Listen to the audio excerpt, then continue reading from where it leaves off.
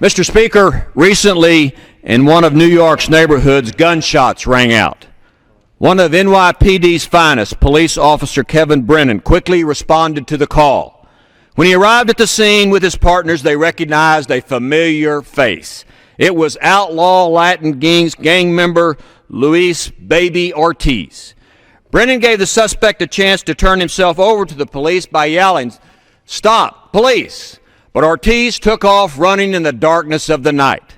The officers gave chase. Officer Brennan cornered Ortiz in a hallway, and rather than give up, Ortiz shot Officer Brennan point blank in the head. Ortiz was trying to flee the scene of the shooting so fast that he ran out of one of his shoes and left it at the crime scene. Police Commissioner Ray Kelly said Ortiz may have tried to fire off a second shot into Officer Brennan's head. Obviously, Ortiz has a total disrespect for human life. When police officers Michael Burbridge and Christopher Mastoros arrived and found Officer Brennan, he was lying in a pool of his own blood, left to die. But Officer Brennan miraculously survived this attack. The outlaw was captured. When Baby was brought to court, he made a mockery of the judicial system, waving at the cameras, asking them to take his photograph while blowing kisses to his family. His family, too, showed disdain for the justice system and the police by yelling obscenities to the police and banging their hands and fists on a police cruiser that led Ortiz back to the jailhouse. On Ortiz's second appearance in the courtroom was packed with a sea of blue. NYPD had come to support their wounded fellow officer. Disturbing but not surprising, this would-be assassin has been arrested 14 times in his just 21 years of a lifetime of crime and lawless, worthless existence. His crimes have included drugs, assault, and armed robbery, yet he has walked free every time, beating the system. One more detail worth noting: the weapon used to shoot Officer Brennan was the same one used in a New Year's Day murder in New York.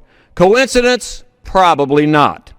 Officer Brennan, a 6-year veteran of NYPD, is married and has a young baby daughter. Mr. Speaker, in my other life, I was a prosecutor and a criminal court judge in Texas. I have been privileged to meet a lot of Texas peace officers and other officers in the United States. I've had the opportunity to meet many New York police officers when I go to New York to do presentations and trainings.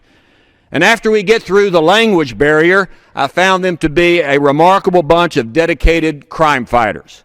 Officer Brennan and thousands of his comrades throughout America wear the blue uniform of the law every day. They pin the shield and badge over their chest, over their heart, as a symbol of their duty to defend the people against outlaws like Ortiz. They are the last strand of wire in the fence between the fox and the chickens. And they are all that separate the lawful citizens from the lawful bandits. They go into dangerous areas of our cities looking for drug dealers, child molesters, wild wife beaters, robbers, bandits, and other street terrorists that would do the rest of us harm. They deserve our respect, our admiration, and our appreciation. We thank the good Lord for people like Officer Brennan and the others of NYPD Blue. As for Baby, it's past time that Baby met the long arm of justice. He's looking at doing 40 years behind bars in the Do Right Hotel. Our society cannot allow street trash like Ortiz to get away with their desire to reap havoc in their neighborhoods and shoot peace officers. After all, Mr. Speaker, we've got too many gangsters doing dirty deeds, too much corruption and crime in the streets.